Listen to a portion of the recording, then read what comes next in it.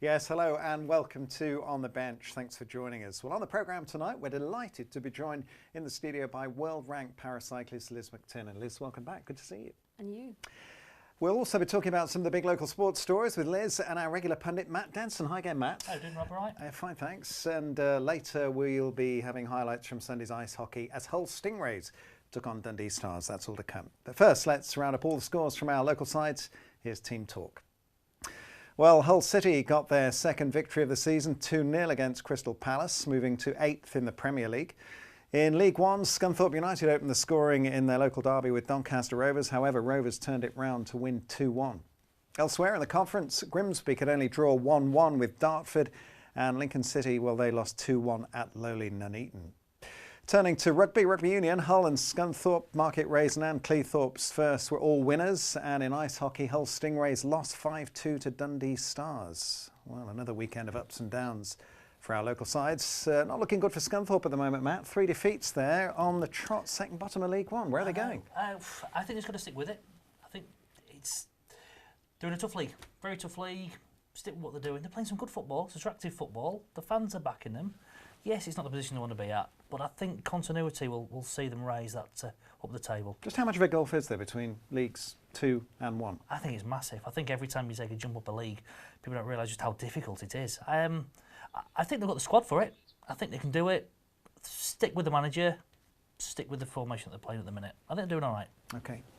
We'll keep an eye on that one. Let's turn our attention now to our guest who's recently returned from Italy to join us in the studio. A very big welcome to paracyclist Liz McTernan. Liz, as I say, welcome back. Good to see you. Tell us about Italy, first of all. What were you doing?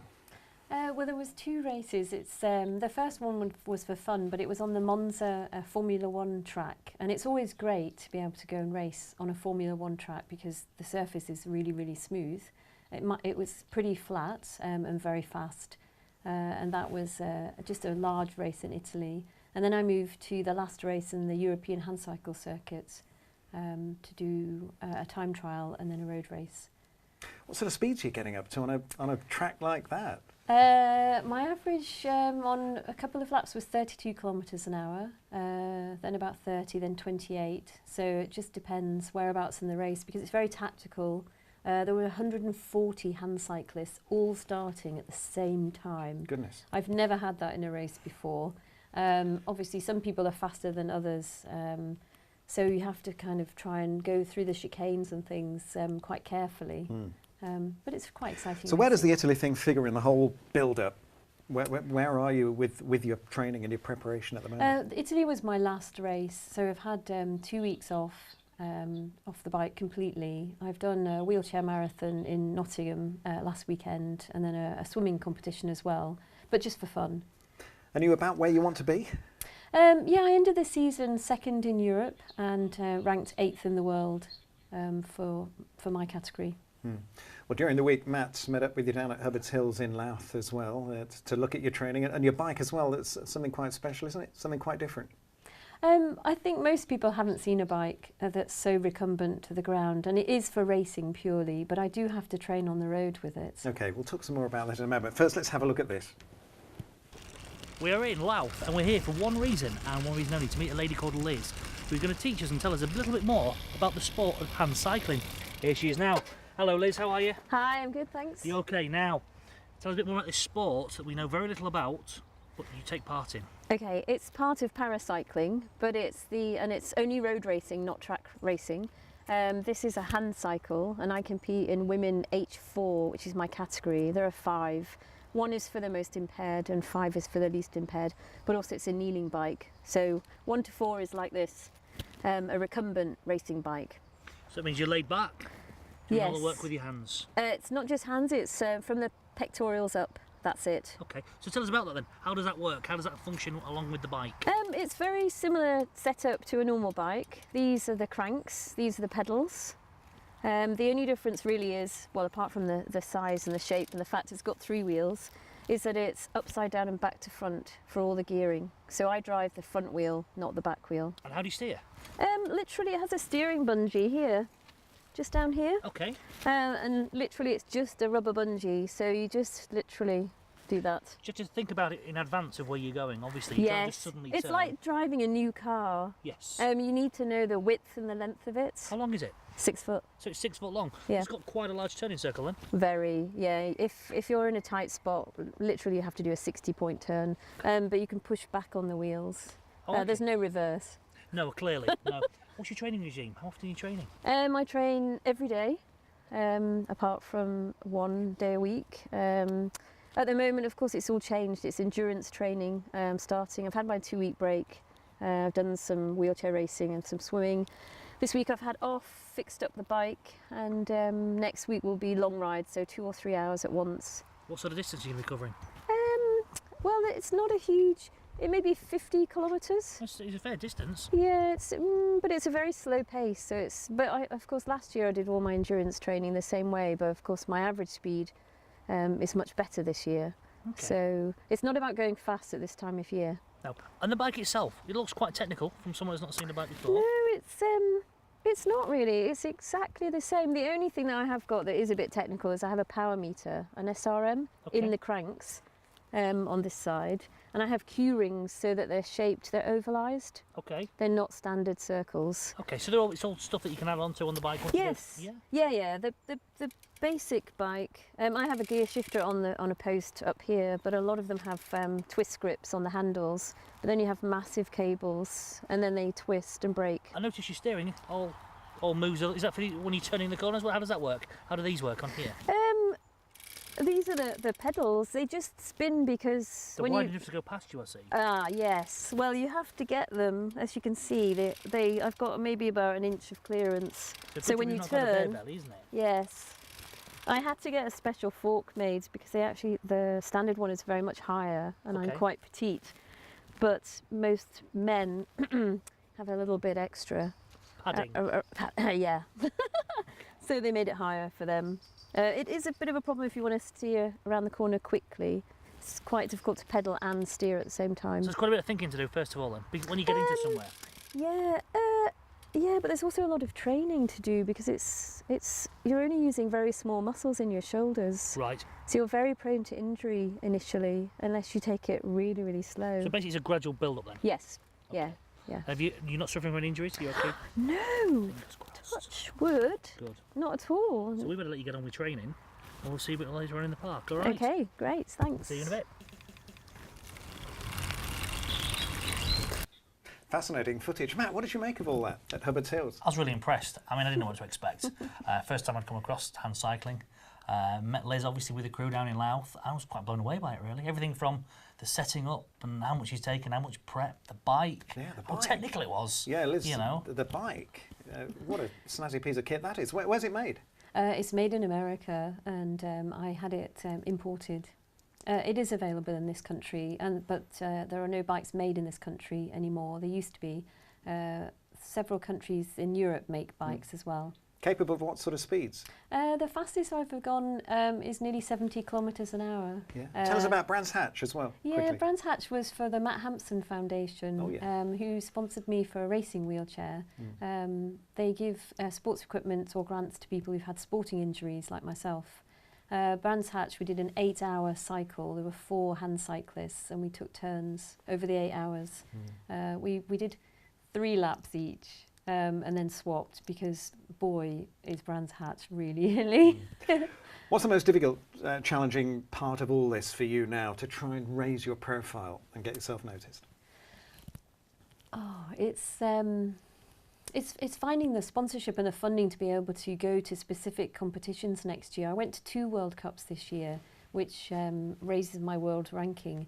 But there are other, they're called C1 competitions run by the UCI, which is the governing body of cycling, all cycling, paracycling as well as able-bodied.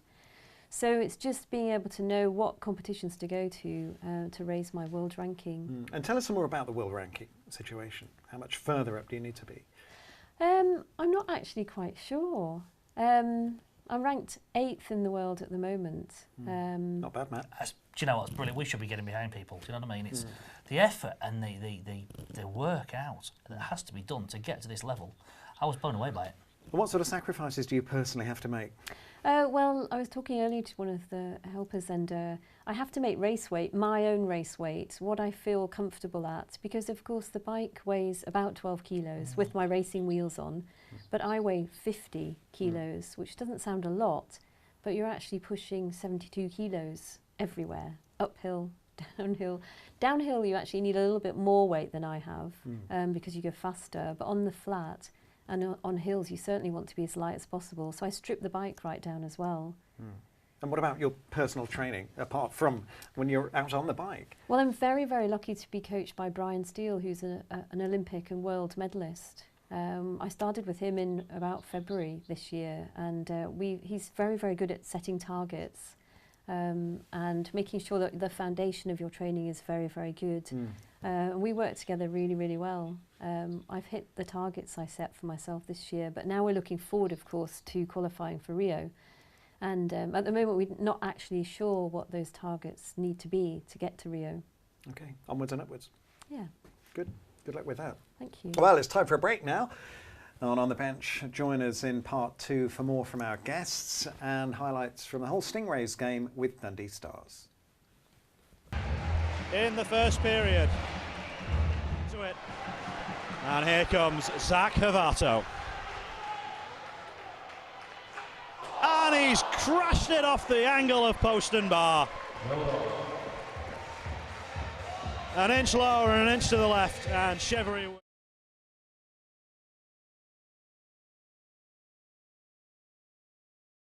Yes, welcome back to the show. Well, let's get straight into some highlights now that have been kindly provided by the Hull Stingrays. Here's all the action from Sunday's clash with Dundee Stars. Enjoy this. It's the Stingrays in the yellow and blue, and it's the Stars in white, navy and red. And they chip the puck into the Stingray zone to get this underway. Osman trying to hold off the hit. Will split his time between defence and forward tonight. Assessing his options, feeds it across, and it was turned on goal by Galbraith and kicked aside, and a penalty is coming. Gongalski is going to go after he got tangled up with Galbraith. There is Gongalski. Pass back to Quick, room to step in and shoot. Oh, and it's off Brown and off the post. And that's as close as anyone has been. Brown got a little bit of shoulder onto it, and it went clang off the pipe. An opportunity now. Oh, Galbraith moved it to his forehand, but he couldn't flick it past Chevrolet. Nicely bounced off the boards for Lozon. Stingrays trying to work a 3-on-2. Davis is trailing. Oh, and he couldn't move it to get a shot away. Now he tries to rat one through, and it's saved down low. And Chevrolet doesn't let it get away too far. After it, Turcotte across just in time. And then Jamison goes down, and there is no penalty called by the official facing the play, but there is by Mike Hicks trailing the play. So the advantage of the two referee system there, as it's the one that behind the player that was able to spot the penalty on Chris Blight. Plumpton tries to fire it down the ice. Oh, and that's going to be a penalty. The hit that came in and took out Brendan Jameson is going to send Blight to the box. So straight out, straight back in, a boarding minor right in front of his own bench. Hey, here's an opportunity for Zach Havato. Penalty called, and Zavato had his shot saved by Chevrolet, and it's a penalty shot. The call made by Mike Hicks. It is a penalty shot for the Hull Stingrays with 1 minute and 10 to go in the first period.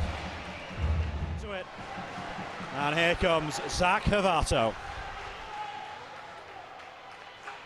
And he's crashed it off the angle of post and bar. An inch lower and an inch to the left, and Chevrolet would not have stopped it. Ability of a high sticking there, but play continues. Tanaka sneaking in. Here he is. Tanaka scores! And there's the breakthrough that Stingrays so desperately needed.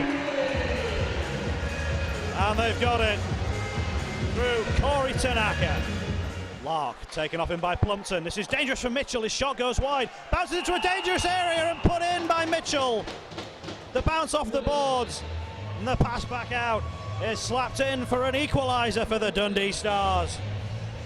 That's the response they were looking for. No harm done.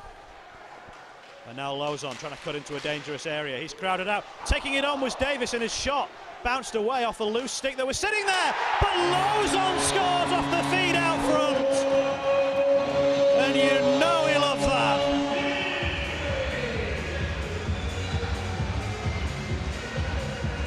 Some Stingrays fans were asking questions about how he started the season. They won't be asking anymore. Chins around the back. Dolan, McKenzie saved up high and put in on the rebound.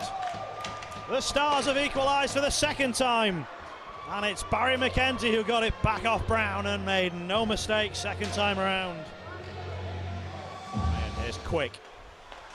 It's it back to Ryan. Oh, an opportunity and a goal for Chris Blight. The one-time shot and Brown couldn't get across to it. And the power play goal works. And the Stingrays find themselves behind for the first time tonight. Blight again. Dolan, wonderful goal. Ripped into the top corner. And that'll probably do it. Locked in front, he'll have another go. Oh, he tried to play the pass. Pasha thought he should have shot. The puck will go down. Will it go in? It will, with 1 second to go. The goal will count. And it's another home defeat for the Stingrays. 5 out of 5. And no points. Hull Stingrays losing 5-2 to Dundee Stars. Thanks to the Stingrays, of course, for sending that in. If you have highlights that you'd like us to show, do get in touch with our production team on the email. That's onthebench@estuary.tv. If you like what you saw there, do head over to hullstingrays.net, of course, for more information about upcoming fixtures. Well, let's now take a look at the local papers this week. Matt and Liz, you've picked out a couple of stories to have a look at. Matt, first of all. Yeah, some very interesting stories in this week's papers, but one I particularly liked the look of was the talk about formations of teams. How you can have the same team. The manager. Which paper's this in? This one's in the Hull. Hull Daily Mail. Yeah, Hull Daily Mail. And it's expressing the fact there's more to just putting the players on the pitch. It's getting those positions right.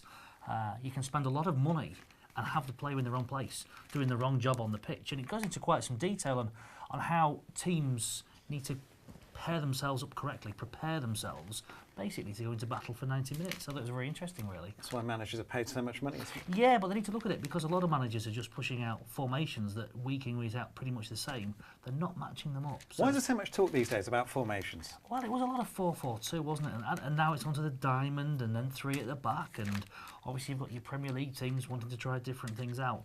But it just shows that it's that important that if you get it wrong, it'll cost you the 3 points. Yeah. It doesn't matter how good your players are. Well, Steve Bruce got it right. Yeah, got it right. Well done to him. And so forth. Against Crystal Palace, of course, at the weekend. Liz, you've also picked a story out of the Hull Daily Mail as well. It is. It's one of those flashback articles. So somebody who is an athlete from Hull called Jack Hale, who was actually in the London Olympics in 1948 and also the British Empire Games in New Zealand in 1950. But he's quite famous for actually developing the dolphin kick as part of butterfly. So that's fascinating to know that we've had a world-class athlete come from this area. Something of a pioneer as well. Story here on the back of the Grimsby Telegraph. Matt, you'll, I'm sure, want to comment on this as well. I won't explain team selection, says the Grimsby manager Paul Hurst. Playmaker Nielsen finds himself on the bench for the Dartford draw at the weekend. I think you know how annoying the rest of it. Absolutely. Scott Nielsen on the bench. Listen, if you're down there languishing in these leagues, then you need to be accountable for what you do. Win, loss or draw, and it's not going well for Town. Does he have to explain, though? He doesn't have to, but what's the point of hiding? Come out and say, I've made a mistake, I should have played him. We're not asking for details. Listen, fans get irate at any football game. We're not playing good football. We have some good players, and when you read that one's on the bench for so long and out of a game for so long for no reason, it's disappointing. It's not like we're getting the result. A draw in this league isn't good enough. It's not good enough. If everything was going well, he wouldn't have to explain anything, would he? But why would he? You know, because he's doing right and everyone's got his backing. It's when he's doing well. Learn with the team. If you make some mistakes, stand up, say you've made it. Don't leave one of the best playmakers that we've got at the minute out of the team. And is this going to fester? I mean, now social media is buzzing, Twitter, Facebook... Social media, I mean, it's hot at the minute and there's all sorts. There's asking for him to resign, to get somebody new in. I'm not saying that's the answer, but what we do need is a bit of consistency. We just need him to come out and say, look, this is what I'm going to do. Where is the finger of blame pointing at the moment? You can always go up and say it's chairman, blah, blah. It's not. Personally, I stand by the manager. You know, at the end of the day, he's there to make the team selection, formation as we spoke about, use the players and the skill sets that they've got to win games. And if they're not winning games at that level, he's brought the players in. They should be beating teams like Dartford. That's what's upsetting, of course. I mean, we're losing to teams that are lower than us, and we're pretty low at the minute. Where does it go from here? Hopefully it's on the up, but yeah, I do think he needs to come out and say, look, this is going to change. Because otherwise, as you say, social media, once it's on your back, the momentum just builds. And how long will the fans tolerate it? Personally, the way it's going, if he doesn't bring some results soon, I think he's gone. If we've got any ambition to get out of this league, decisions need to be made pretty soon, I believe. OK, Matt. Certainly an interesting one to keep an eye on. Do let us know your thoughts on Twitter as well, @OnTheBenchTV. Well, we're almost out of time, but before we move on, we've got some information first about an upcoming Christmas competition for you to get involved in. Take a look at this. Make your Christmas really special this year. There's over £2,500 worth of prizes to be won in Estuary TV's Great Christmas Prize Grab.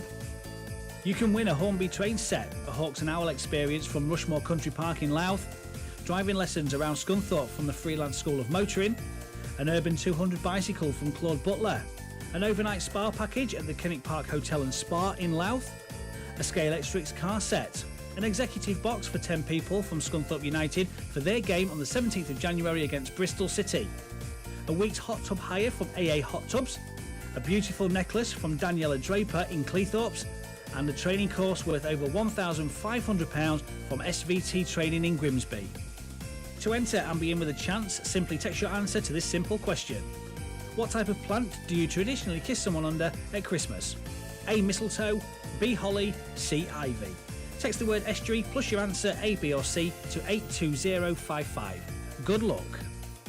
Text costs £1 plus your standard network rate. Competition opens at 5 p.m. on Friday the 3rd of October 2014 and closes at midnight on Sunday the 14th of December 2014.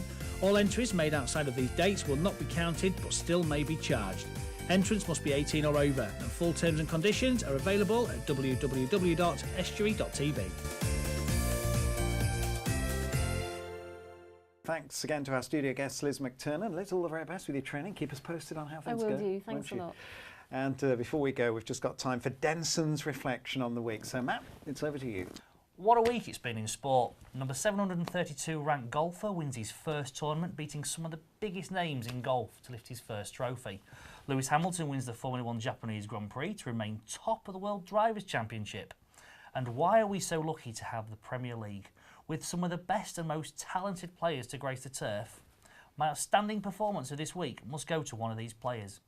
It really hurts me to say, but David De Gea was really the difference between Manchester United taking all 3 points with 3 world-class saves.